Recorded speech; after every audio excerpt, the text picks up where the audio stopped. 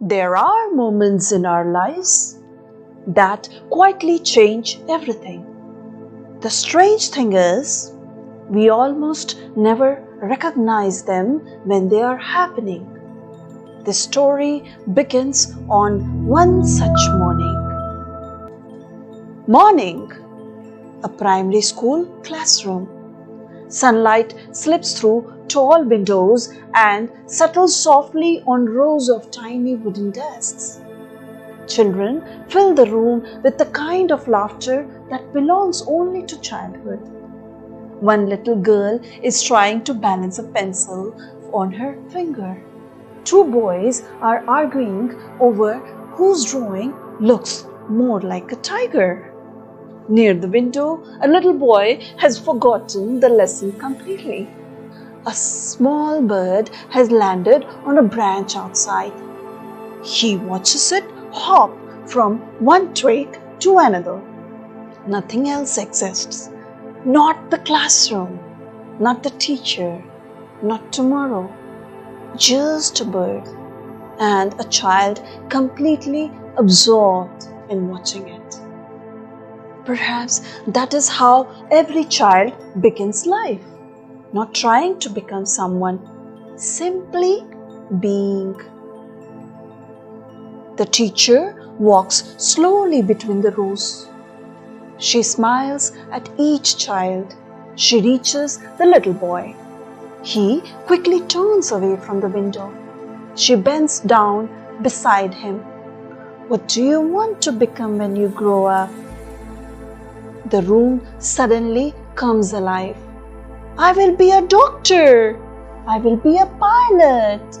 I am going to build rockets. Hands rise eagerly into the air. The teacher smiles proudly. She looks back at the little boy.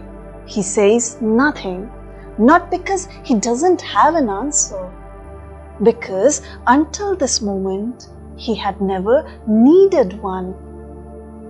Until yesterday, life had never asked him who he should become. He woke up because mornings were exciting.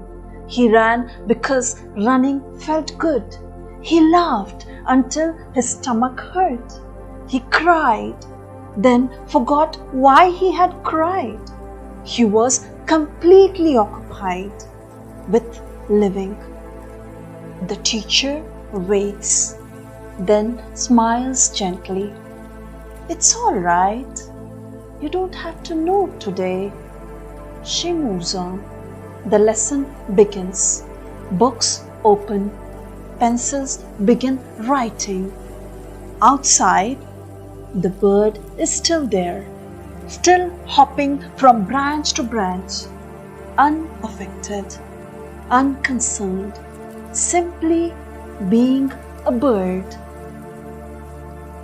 Nothing dramatic has happened. No one has been hurt. No one has been criticized. If you had walked past that classroom, you would have seen nothing worth remembering, would you? School finishes. The gates burst open. Children run into waiting arms. Parents smile. School bags bounce against little backs. The boy finds his mother. She reaches for his hand. How was school? Good. What did you do today? He thinks, then smiles. I watched a bird. She laughs. Only a bird? He nods. And the teacher asked us what we want to become. Oh, what did you say? He looks down at the road for a moment, then quietly says, I don't know. His mother squeezes his hand. That's all right. You don't have to know yet. The conversation moves on.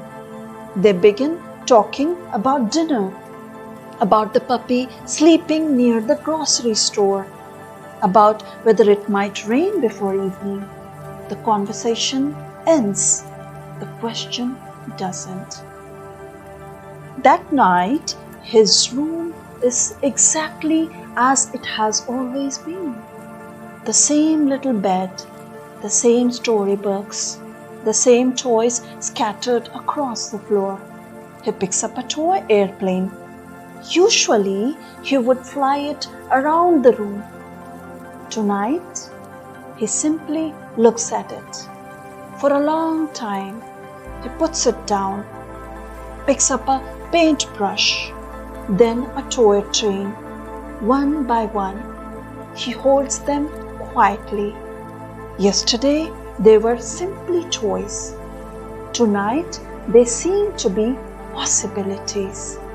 He doesn't understand why. How could he? He is only a child.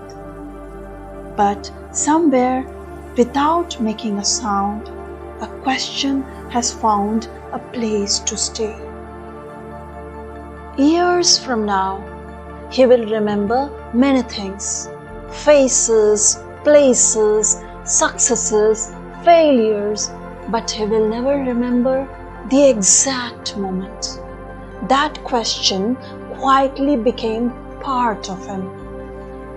Perhaps that's because the deepest changes in our lives rarely arrive with noise. They arrive looking exactly like an ordinary morning. The conversation ends. The question doesn't.